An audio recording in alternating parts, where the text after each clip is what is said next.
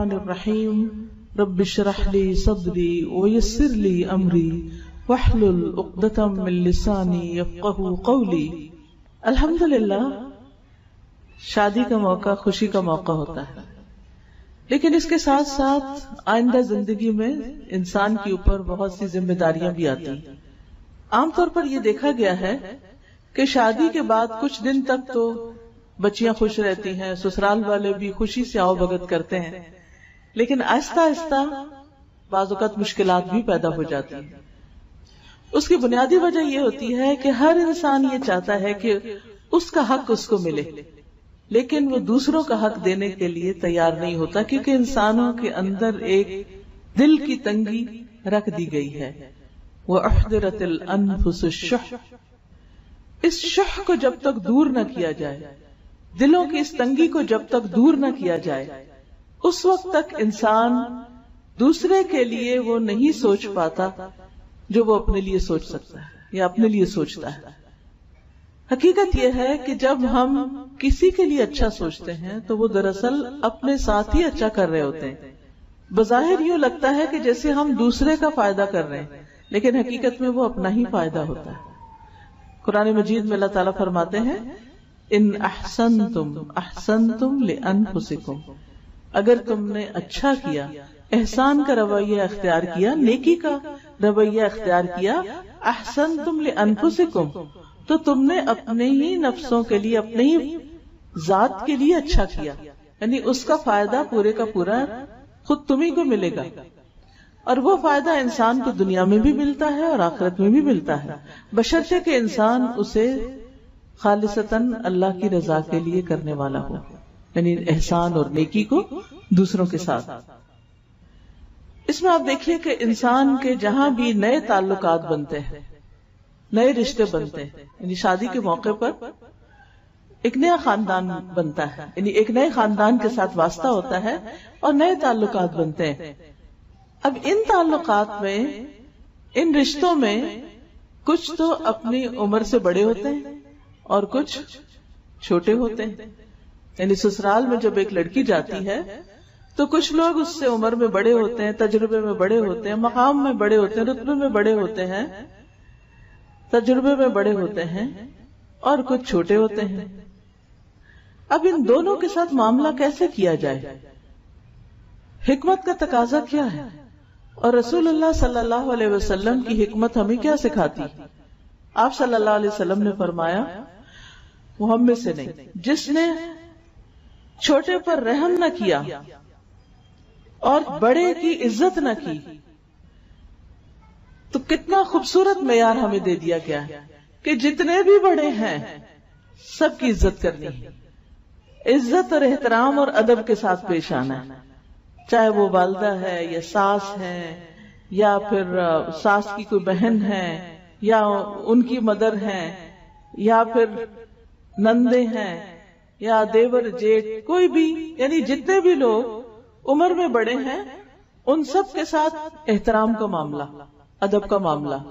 بعض اوقات یہ ہوتا ہے کہ کچھ بڑے جو ہوتے ہیں وہ اپنے بڑے ہونے کا فائدہ اٹھاتے ہیں اور پھر کبھی ڈانٹ کے بات کر دیتے ہیں، کبھی سختی کرتے ہیں، کبھی لحاظ نہیں کرتے، تو ایسے میں انسان کا دل چھوٹا ہونے لگتا ہے کہ یہ تو میرا خیال نہیں کرتے تو پھر میں کیا کروں۔ نہیں، ہمیں ہی حکم کیا ہے، آپ نے عزت کرنی۔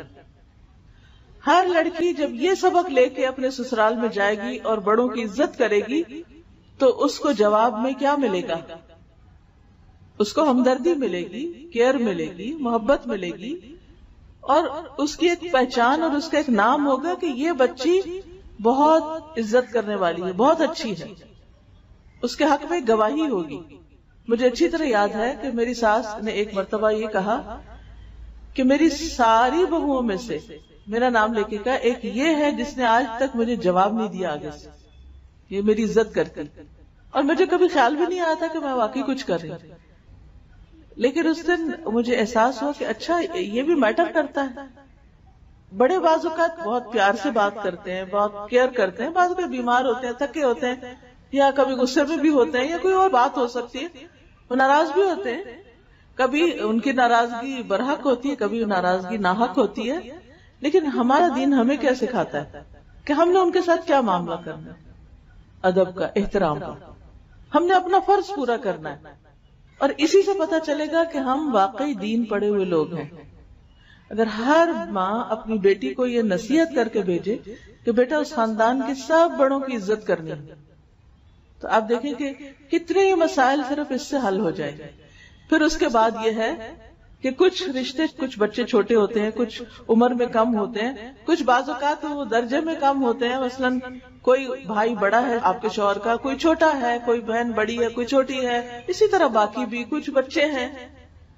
کئی دفعہ ایسے ہوتا ہے جیسے نئی دلہن شادی ہو کر جاتی ہے تو چھوٹے چھوٹے چھوٹے بچے سارے ہجوم کر دیتے ہیں اس پر. کوئی لپسٹک خراب کر دیتا ہے، کوئی کپڑے خراب کرتا ہے، کوئی بیڈ پہ چڑھ جاتا ہے گندے پاؤں لے کے، کوئی کچھ کرتا ہے، کوئی کچھ کرتا ہے.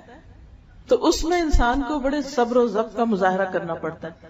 کچھ مہمان تو 2-4 دن میں چلے جاتے ہیں، لیکن کچھ مستقل اسی گھر میں رہ رہے ہوتے ہیں، یعنی کمبائنڈ فیملی سسٹم ہوتا ہے. ان بچوں کو روز دیکھنا پڑتا ہے، روز برداشت کرنا پڑتا ہے. تو وہاں کیا کرنا چاہیے؟ وہاں پھر نبی صلی اللہ علیہ وسلم کا یہ حکم ہے، چھوٹوں کے اوپر رحم، سختی کا معاملہ نہیں، شفقت کا معاملہ، سمجھانے کا معاملہ. کیا کہہ کے اگنور کر سکتے ہیں، درگزر کر سکتے ہیں، کوئی بات نہیں، چھوٹے ہیں نا، چھوٹے ایسے ہی ہوتے ہیں. میں تو بڑی ہوں نا، یعنی وہاں اللہ نے آپ کو بڑا بنایا تھا، آپ بڑے بن کے رہیں. اور بڑے بننے کا مطلب تکبر کرنا نہیں، بڑے بننے کا مطلب چھوٹوں کے ساتھ شفقت اور نرمی کا سلوک کرنا ہے. تو اس سے آپ دیکھیے کہ بچہ بچہ آپ سے محبت کرنے لگے گا. اور یہی آپ کی کامیابی ہے کہ آپ ہر بچے کو امپورٹنس دیں، اریٹیٹ نہ ہو کہ یہ بہت شور کر رہی، بہت باتیں کر رہی، بہت بدتمیز ہے، یہ ایسے ہیں، یہ ویسے. نہیں، آپ ان کے دل جیتیں، آپ ان سے محبت کریں، وہ سارے آپ کے پیچھے لگ جائیں گے. آپ ان کو کہانیاں سنائیں، آپ ان کی پسند کی کوئی کھانے کی چیز دیں، آپ ان کا حال پوچھیں. ان کو کوئی تکلیف ہو، چوٹ لگ جائے، کچھ ہو جائے، آپ کیئر کرنے والے ہیں، آپ سمجھیں یہ میرا فرض ہے. تو دیکھیں کیسی محبت پیدا ہوتی ہے. آپ ان کو گلے لگائیں، آپ ان کو پاس بٹھائیں، آپ ان کے چھوٹی بچیاں ہیں تو کسی کو لپسٹک لگا دے، کسی کو کچھ کر دے، تو آپ دیکھیں گی کہ وہ آپ کی گرویدہ ہو جائیں گے. تو جس لڑکی کے گواہ بڑے بھی ہوں اور چھوٹے بھی ہوں، دونوں طرف کی گواہی بھی بہت اچھی ہے، تو آپ خود سوچئے کہ اس کی کیا ناموری ہوگی، اور اس کا اس گھر میں کتنے قدم جمیں گے، اور کتنی برکت ہوگی، اور کتنا اس کے لیے آگے بڑھنے پھلنے پھولنے کے مواقع ہوں گے.